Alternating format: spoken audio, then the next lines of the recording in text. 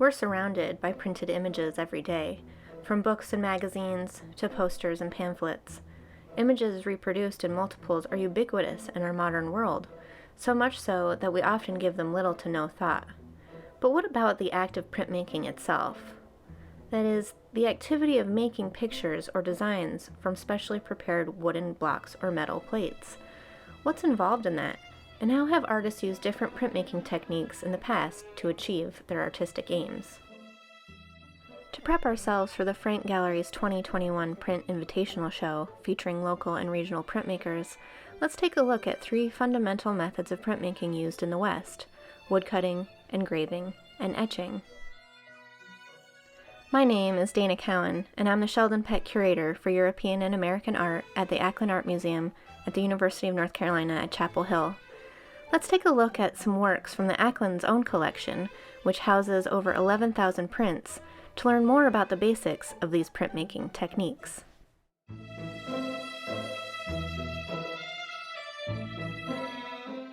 Simply put, a print is a work of art on paper, produced multiple times, with each one pulled from an inked surface. If you've ever used a stamp, you'll understand the oldest method known as relief, which is printing from raised images. Using a plank of wood, or later linoleum, an artist uses knives, gouges, and chisels to carve around what they want printed. Once inked, only the raised surface will be printed when paper is pressed against the block. Early in the 15th century, woodcuts were used to create playing cards and religious images that were often colored by hand. As you can see in these German prints, much of the design is achieved through outlining of the figures, and there is minimal use of lines to indicate shading for modeling. It wasn't until German artist Albrecht Dürer came on the scene in the late 15th century that the true capabilities of the medium were realized. He revolutionized printmaking through new techniques, complex designs, and innovative subject matter. There's no need for the hand coloring that we saw in the previous prints, which were only completed decades earlier. Using dense parallel lines and cross-hatching, Dürer creates 3-dimensional form.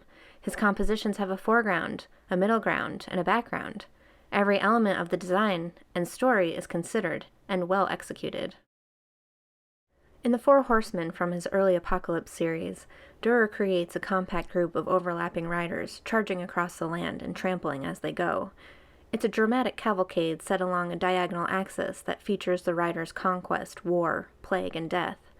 We can almost hear the thundering horse hooves and feel the wind from the swirling air as they pass us by. With dynamic images like this, it's no surprise that Dürer achieved international fame during his own lifetime. The lines of woodcuts can't be carved too thinly, though, because they break under the pressure of repeated printings. And although Dürer was able to achieve some technically amazing results in the medium, he couldn't quite achieve the fineness of line made from an intaglio print. An intaglio print uses a metal plate, typically copper, and reverses the method used in woodcutting.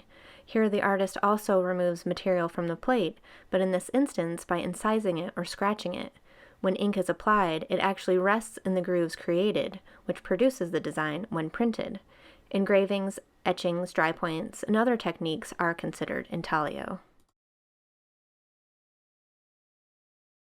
Dürer's depiction of the flagellation from his Engraved Passion series demonstrates the incredible skill required to produce an engraving. It's a slow and physically demanding process as the artist pushes his engraving tool, known as a burin, into the metal, scooping out his design as he moves the plate around. Engraved lines are sharp and clean, and the modeling of forms in a composition are based on closely placed parallel and cross-hatched lines. The width of each line is determined by the pressure exerted. Wide lines are carved deeply, while thin lines are shallower, producing incredible tonal ranges.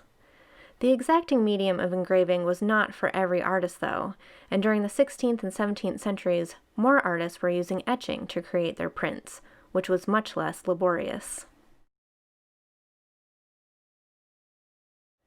The etching process uses acid instead of a burin to corrode or bite the incised lines from the metal plate. After a waxy ground substance is applied to the surface of the plate, the artist draws through it with a metal point or etching needle, which exposes the metal. The plate is then immersed in an acid bath, which bites into the plate through the exposed lines. Once the waxy substance is removed, the plate can be inked and printed like an engraving.